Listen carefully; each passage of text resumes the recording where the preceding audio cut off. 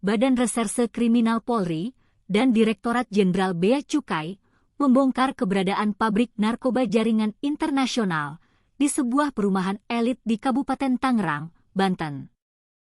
Kabareskrim, Komjen Agus Andrianto mengungkapkan, terbongkarnya keberadaan pabrik tersebut berawal dari adanya informasi soal pengiriman mesin cetak untuk menghasilkan ekstasi dari luar negeri ke Indonesia.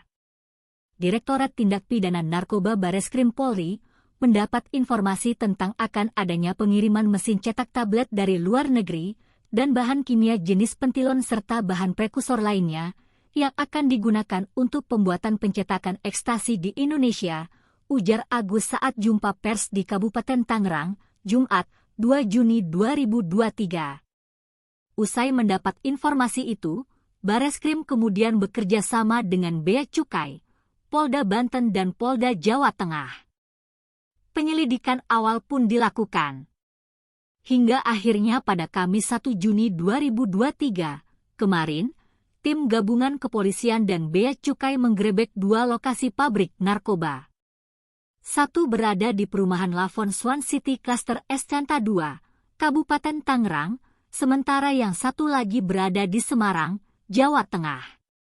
Secara bersamaan berhasil mengungkap clandestine laboratory atau pabrik ekstasi di Kabupaten Tangerang, Banten dan Kota Semarang, Jawa Tengah, tuturnya. Dalam penggerebekan itu, kepolisian menangkap total 4 orang, yakni TH, 39 tahun, dan N, 28 tahun, di Kabupaten Tangerang, sedangkan Mr., 29 tahun, dan R, 29 tahun, ditangkap di Semarang. Agus memaparkan, saat menggerebek pabrik narkoba di Tangerang, pihaknya mendapati puluhan ribu butir ekstasi yang belum sempat diedarkan. Dari TKP di Tangerang berhasil diamankan barang bukti berupa barang jadi, yaitu 11 bungkus besar, masing-masing berisi ekstasi dengan jumlah keseluruhan 25.000 butir ekstasi, 2 bungkus plastik klip yang berisi kapsul diduga ekstasi berjumlah 1.000 butir, 8 bungkus plastik klip ekstasi dengan jumlah keseluruhan 1.380 butir ekstasi, jelas Agus.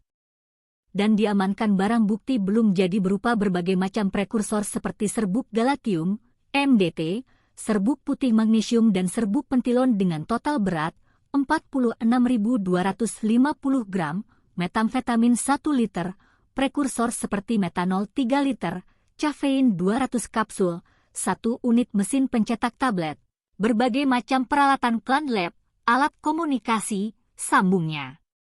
Menurut Agus, atas pengungkapan kasus ini, kepolisian dan Bea Cukai telah berhasil menyelamatkan ratusan ribu jiwa. Dengan adanya pengungkapan kasus ini, jumlah total jiwa yang berhasil diselamatkan adalah 460.778 jiwa, imbuh Agus.